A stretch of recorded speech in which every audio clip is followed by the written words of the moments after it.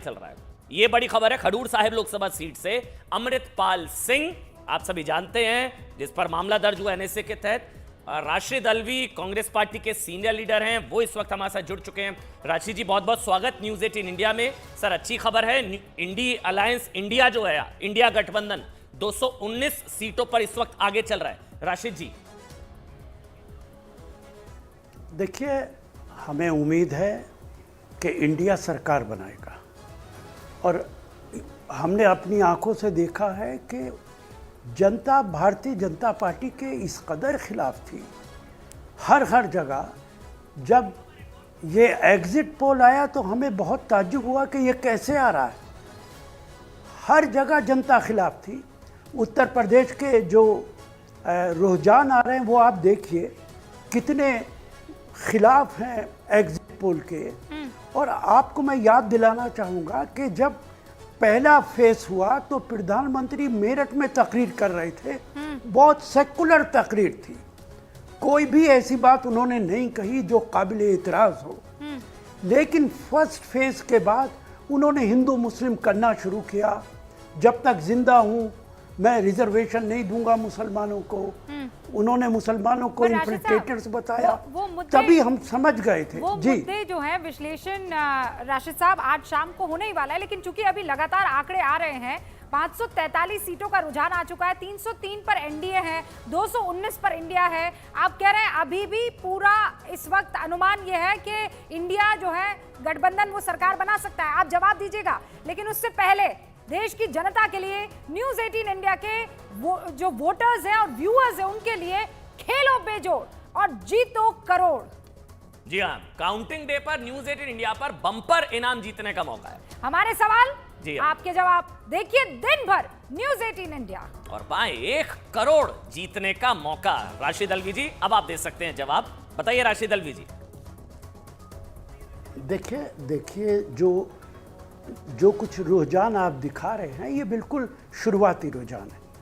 शाम तक नतीजा आएगा, पता चल जाएगा कि किसकी सरकार है किसकी सरकार नहीं। लेकिन मेरा मानना अभी भी है कि ये 300 सीटें जो आप दिखा रहे हैं ये घटेंगी। आपने अभी देखा बंगाल के अंदर ममता बनर्जी 30-31 तक पहुंच गई। जी बिल्कुल। यूपी के अंदर 30-35 सीटें बीजेपी हासिल कर रही है। हरियाणा के अंदर सारी सीटों पर कांग्रेस आगे चल रही है। बिहार के अंदर बहुत बेहतर नतीजे आ रहे हैं। महाराष्ट्र के अंदर देखिए, तो आहिस्ता आहिस्ता मुझे लगता है कि ये बदलेगा।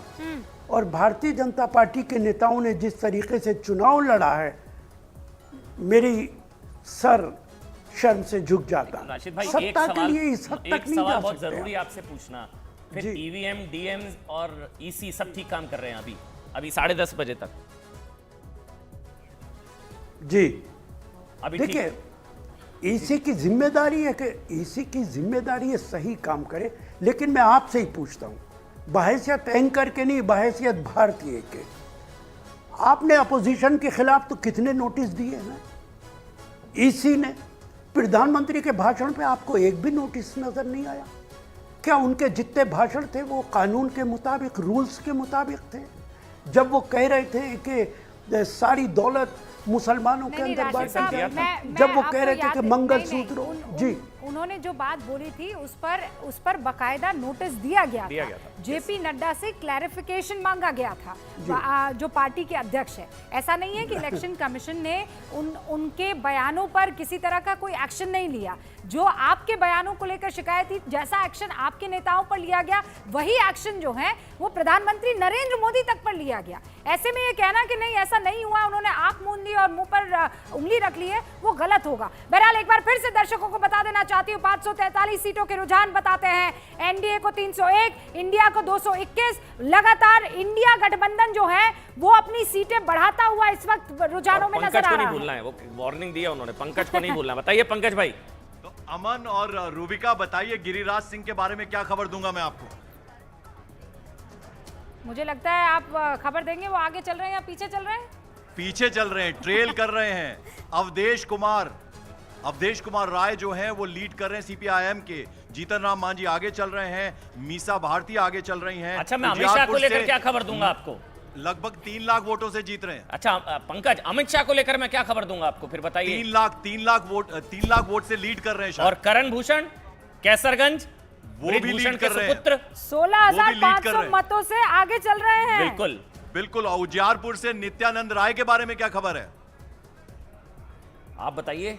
पीछे चल रहे हैं। पीछे चल रहे हैं। करण भूषण 16,500 मतों से आगे चल रहे हैं। पहली खबर, कैसरगंज उनके सुपुत्र को टिकट मिला, बृजभूषण शरण सिंह। अमित शाह जो कि इस बार कहा जा रहा है कि जीत का रिकॉर्ड बनाएंगे वो गांधीनगर से, इस बार रिकॉर्ड बनेगा नहीं बनेगा, लेकिन अभी 10:30 बजे तक का आंकड़ा रूबिका ये है कि 3,20,000 वोटों से आगे चल रहा है। एक और बड़ी खबर, कुरुक्षेत्र लोकसभा सीट से आम आदमी पार्टी के उम्मीदवार डॉक्टर सुशील गुप्ता 6,500 वोटों से आगे चल रहे हैं। इंडी गठबंधन के जो है वो कुरुक्षेत्र सीट से आगे चल रहे हैं। क्या बाइफिकेशन थोड़ा सा आ गया है, मैं जरा बता देती हूँ। एनडीए 301 है, बीजेपी उसमें 244 लाती हुई, जेडीयू के पास 15 है, टीडीपी के पास 14 है और शिवसेना शिंदे गुट के 7 सीटें यहाँ पर इस वक्त रुझानों में दिखाई दे रही है। ये एनडीए, इंडिया और अन्य जो आपके सामने है उसको हमने अब कैटेगोरिकली जो उसका बाइफिकेशन किया है, उसमें आपको बीजेपी 244 पर, कांग्रेस 96 सीटों पर नजर आ रही है, टीएमसी 31 सीटों पर है, समाजवादी पार्टी उत्तर प्रदेश में बहुत शानदार प्रदर्शन करते हुए 30 सीटों पर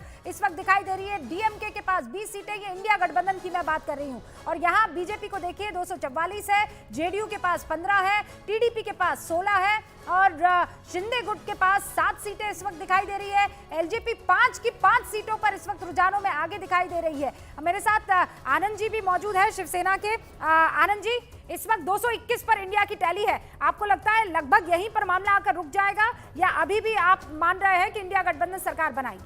रूबिका जी नमस्ते। देखिए, जिस प्रकार कहा जा रहा था कि अब की बार 400 पार, विपक्ष मुक्त भारत, ऐसा तो कुछ दिखाई नहीं दे रहा। एक कांटे की टक्कर हो रही है और खास करके महाराष्ट्र में 27 और 21 दो पार्टियों को तोड़ने के बाद बीजेपी आपके हाथ क्या लगा आपके साथ? 2019 में हम आपके साथ थे तो 48 में से 41 पा गए और आज आप यहाँ 21 पर आ गए, सीधे 20 सीटें कम हो गई। ये दिखाता है कि जनता ने अपना जनादेश महाविकास आघाड़ी और इंडिया गठबंधन के लिए दिया है, महाराष्ट्र के लिए दिया है, देश की अस्मिता के लिए दिया है। आप देखिएगा जैसे जैसे अभी रुझान नतीजों में बदलेंगे, एनडीए कमजोर होता जाएगा और इंडिया मजबूत होता जाएगा। नहीं तो अमन क्यों नहीं होंगे आनंद में? 217 आखिरकार इतनी भयंकर और शानदार लड़ाई की है और लड़ाई यहाँ पर कांटे की देते हुए नजर आ रहे हैं। पंकज बुला रहे, पंकज का रुख करते हैं। बिल्कुल रूबिका, बड़ी खबर यह है, चिराग पासवान देखिए वो थोड़ा ऑब्वियस लगता था, वो आगे चल रहे हैं, लीड कर रहे हैं हाजीपुर से, लेकिन बड़ी खबर यह है कि बारामूला से उमर अब्दुल्ला और लोन दोनों पीछे चल रहे हैं। आगे कौन चल रहे हैं? इंजीनियर रशीद। टेरर फंडिंग का मामला है, बेटे ने पूरा कैंपेन किया, सोशल मीडिया पे पूरा कैंपेन किया, आगे चल रहे हैं, लीड कर रहे हैं। महबूबा मुफ्ती पीछे चल रही हैं अनंतनाग से। तो ये बड़ी खबर है। मुद्दा क्या था? इंजीनियर रशीद, उनके बेटे घूम कर ये कह रहे थे कि मेरे बाप को छुड़ाना है, इसलिए वोट हम ही को करना है, और लोग जो है वोट कर रहे हैं, मतलब अगर रुझानों के ऊपर मैं यकीन करूं तो वो इसलिए ताकि इंजीनियर रशीद बाहर आ सके। बहरहाल चरणजीत सिंह चन्नी 54,000, चन्नी साहब जिन्होंने स्टंटबाजी बता दिया था पुंछ हमले को, वो 54,988 वोटों से इस वक्त आगे चल रहे हैं चरणजीत सिंह चन्नी।